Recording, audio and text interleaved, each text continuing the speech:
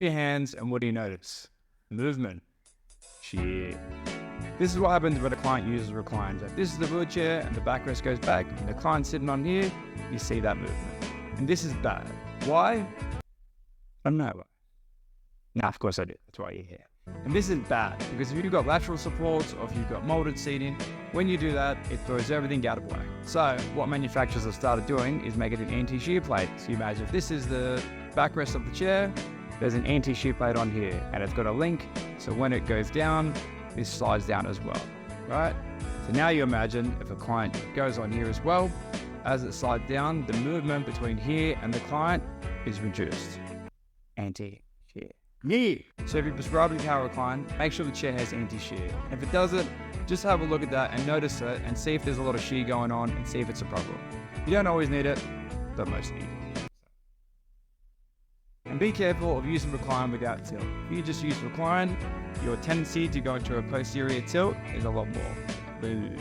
So if you are going to use recline, you need to make sure that somebody tilts the chair first, then reclines. And same goes for the opposite direction. You want to recline first, then tilt. And thirdly, just like tilt, you want to make sure the user can still use the joystick when they're in a significant amount of tilt or recline. Because when you're in this position, you may not have the upper limb strength to reach the joystick and get out. And a way to mitigate that is to have maybe some buttons set up on the side of the armrest or have like a block behind the elbow to stop it from going too far back.